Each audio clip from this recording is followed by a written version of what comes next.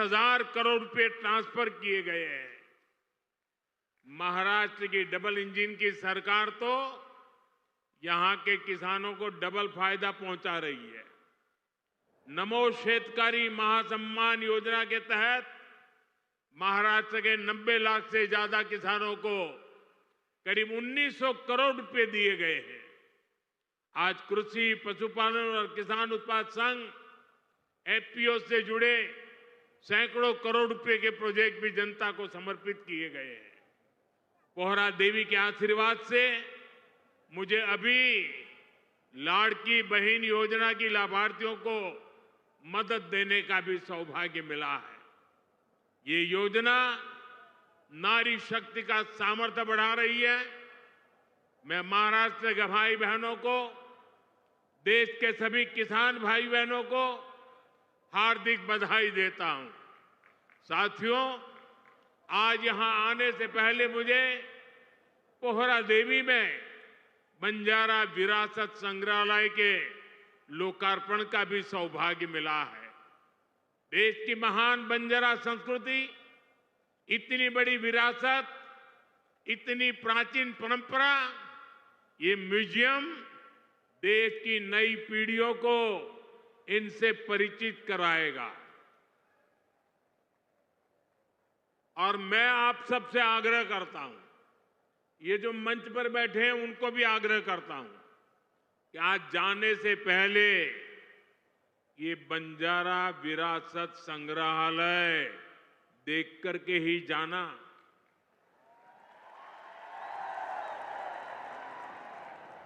मैं देवेंद्र जी को बधाई देता हूं। इन्होंने पहली सरकार के समय जो संकल्पना की और इसने उत्तम तरीके से आज मैंने इसको बना हुआ देखा, मन को बहुत ही संतोष हुआ, आनंद हुआ। और मैं तो आपसे आग्रह करूंगा, आप तो देखें, आपके पूरे परिवार को बाद में समय निकाल करके इसे देखने के लिए जरूर भेजें। मैं अभी पोहरा देवी में बंजारा समुदाय के भी कुछ महानुभावों से मिलकर के आया। इस म्यूजियम के जरिए उनकी विरासत को जो पहचान मिली है, उसका संतोष और गर्व का भाव उनके चेहरों पर था। मैं आप सभी को बंजारा विरासत म्यूजियम की बधाई देता हूं। साथियों, जिसको किसी ने नहीं पूछा, उसको मोदी पूजता है। हमारे बंजारा समाज ने भारत के सामाजिक जीवन में, भारत की निर्माण यात्रा में बहुत बड़ी भूमिका निभाई है। कला, संस्कृति, आध्यात्म, राष्ट्र रक्षा, व्यापार, हर क्षेत्र में इस समाज के महापुरुषों ने, महान विभूतियों ने देश के लिए क्या कुछ नहीं किया। राजा लखी शाह बंजारा, उन्होंने विदेशी शासकों के कितने अत्याचार सहे, उन्होंने समाज की सेवा में अपना जीवन समर्पित कर दिया। संत सेवालाल महाराज, स्वामी हाथीराम जी, संत ईश्वर सिंह बापू जी, संत डॉक्टर रामराव बापू महाराज, संत लक्ष्मण चैतन्य बापू जी, हमारे बंजारा समाज ने ऐसे कितने ही संत दिए जिन्होंने भारत की आध्यात्मिक चेतना को असीम ऊर्जा दी। पीढ़ी दर पीढ़ी, सैकड़ों हजारों वर्ष से समुदाय भारत की संस्कृति और परंपराओं को सहेजता और संवारता आया है। आजादी की लड़ाई के समय अंग्रेज सरकार ने इस पूरे समुदाय को ही अपराधी घोषित कर दिया था। लेकिन भाइयों बहनों, आजादी के बाद ये देश की जिम्मेदारी थी कि बंजारा समाज की चिंता करे, उन्हें सही सम्मान दे। और उस समय कांग्रेस की सरकारों ने क्या किया? कांग्रेस की नीतियों ने इस समाज को मुख्य धारा से काट कर रखा। आजादी के बाद कांग्रेस पार्टी पर जिस परिवार ने कब्जा किया, उसकी सोच शुरू से ही विदेशी रही है। अंग्रेजी हुकूमत की तरह ही ये कांग्रेसी परिवार भी दलित, पिछड़ा, आदिवासियों को अपने बराबर नहीं मानते। इन्हें लगता है भारत पर एक परिवार की ही हुकूमत रहनी चाहिए, क्योंकि अंग्रेज उन्हें यह हक देकर गए थे। इसलिए उन लोगों ने बंजारा समाज के प्रति हमेशा अपमानजनक रवैया बनाए रखा। साथियों, एनडीए की केंद्र सरकार ने ही गुमंतु, अर्धगुमंतु समुदाय के लिए कल्याण बोर्ड का गठन भी किया है। इस समाज के सांस्कृतिक पहचान को सही सम्मान मिले, इस दिशा में भी बीजेपी सरकार और एनडीए सरकारें लगातार काम कर रही है। विकास की गति तेज करने के लिए यहां राज्य सरकार ने संत सेवालाल महाराज बंजारा तांडा समृद्धि अभियान भी चलाया है। साथियों, हमारे इन प्रयासों के बीच आपको ये भी याद रखना है कि कांग्रेस और महाआघाड़ी का आपके प्रति क्या रवैया रहा है।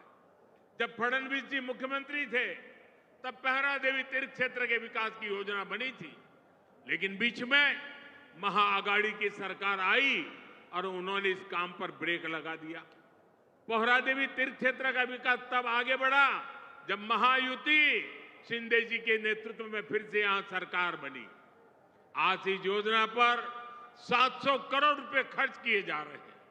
इस तीर्थ स्थल के विकास से भक्तों को आसानी होगी और आसपास के क्षेत्रों में विकास भी तेज होगा। भाइयों और बहनों, बीजेपी अपनी नीतियों से वंचित समाज को आगे बढ़ाना चाहती है, जबकि कांग्रेस सिर्फ लूटना जानती है। कांग्रेस गरीब को गरीब बनाकर रखना चाहती है। कमजोर और गरीब भारत कांग्रेस को उसकी राजनीति को बहुत सूट करता है। इसलिए आप सभी को कांग्रेस से बहुत सावधान रहना है। आज कांग्रेस को पूरी तरह से अर्बन नक्सल का गिरोह चला रहा है। कांग्रेस को लगता है कि अगर सब एक हो गए तो देश को बांटने का उनका एजेंडा फेल हो जाएगा। इसलिए हमें आपस में लड़वाना चाहते हैं। पूरा देश देख रहा है कांग्रेस के खतरनाक एजेंडों को। विकास सपोर्ट, किसका सपोर्ट मिल रहा है? जो लोग भारत को आगे बढ़ने से रोकना चाहते हैं वो इन दिनों कांग्रेस के सबसे करीबी दोस्त हैं। इसलिए समय एक होने का है। हमारी एकता ही देश को बचाएगी। भाइयों और बहनों, मैं महाराष्ट्र के लोगों को कांग्रेस की एक और करतूत बताना चाहता हूं। आपने खबरों में देखा होगा, अभी दिल्ली में हजारों करोड़ रुपए का ड्रग्स पकड़ा गया। और देखिए दुख की बात, इस ड्रग्स रैकेट का मुख्य सरगना कौन निकला? कांग्रेस का एक नेता उसका मुख्य सरगना निकला। कांग्रेस युवाओं को नशे की लत में धकेलकर उस पैसे से चुनाव लड़ना और जीतना चाहती है। हमें इस खतरे से सावधान रहना है और दूसरों को भी सावधान करना है। हमें साथ मिलकर ये लड़ाई जीतनी होगी।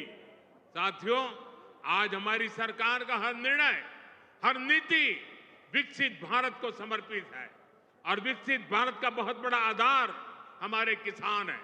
किसानों को सशक्त बनाने की दिशा में आज कई बड़े कदम उठाए गए हैं।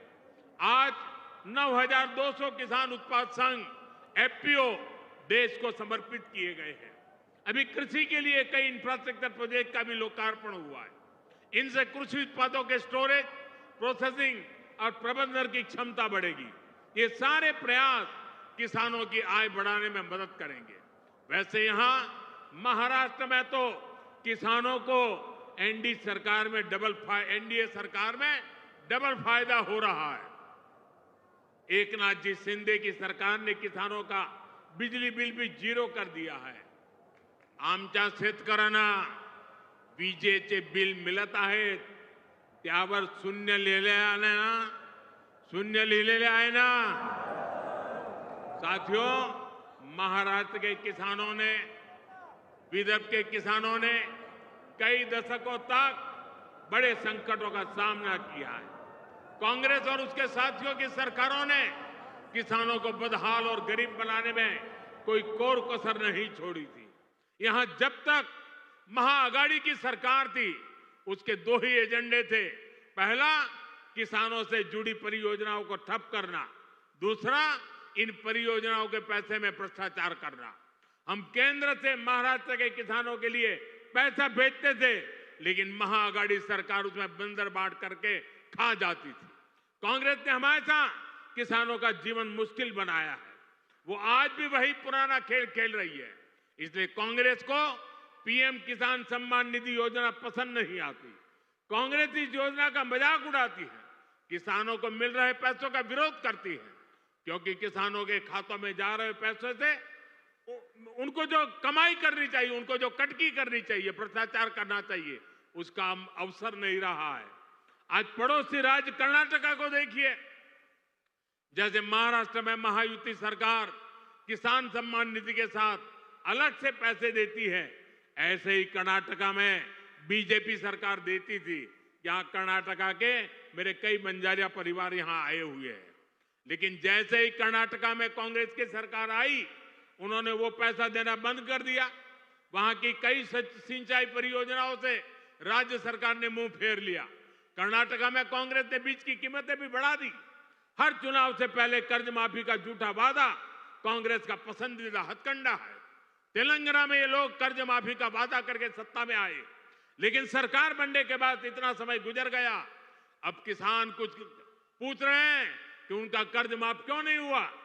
भाइयों और बहनों, हमें भूलना नहीं है, महाराष्ट्र में भी कांग्रेस और महाआघाड़ी सरकार ने सिंचाई से जुड़े कितने कामों को रोक कर रखा था। जब एनडीए सरकार आई, उसने इस दिशा में तेजी से काम किया। महाराष्ट्र सरकार ने वैनगंगा, नलगंगा नदियों को लिंक करने की योजना को मंजूरी दी है। करीब 90,000 करोड़ रुपए की इस परियोजना से अमरावती, यवतमाळ, अकोला, बुल्डाना, वाशिम, नागपुर और वर्धा में पानी की कमी को दूर होगी। महाराष्ट्र की सरकार कपास और सोयाबीन की खेती करने वाले किसानों को आर्थिक मदद भी दे रही है। किसानों के खातों में कपास और सोयाबीन के लिए 10-10 हजार रुपए दिए जा रहे हैं। हाल ही में अमरावती के टेक्सटाइल पार्क का शिलान्यास भी किया गया। इस पार्क से कपास किसानों को बड़ी मदद मिलेगी। साथियों, हमारे महाराष्ट्र में देश की आर्थिक प्रगति का नेतृत्व करने की असीम क्षमता है। ये तभी होगा जब गांव, गरीब, किसान, मजदूर, दलित, वंचित सबको आगे बढ़ाने का अभियान मजबूती से चलता रहेगा। मुझे विश्वास है आप सब अपना आशीर्वाद बनाए रहेंगे। हम सब साथ मिलकर विकसित महाराष्ट्र, विकसित भारत के सपने को पूरा करेंगे। इसी कामना के साथ मैं एक बार फिर हमारे किसान साथियों और मेरे बंजारा समाज के सब भाई बहनों को बहुत बहुत बधाई देता हूं। मेरे साथ बोलिए, भारत माता की, भारत माता की, भारत माता की। बहुत बहुत धन्यवाद।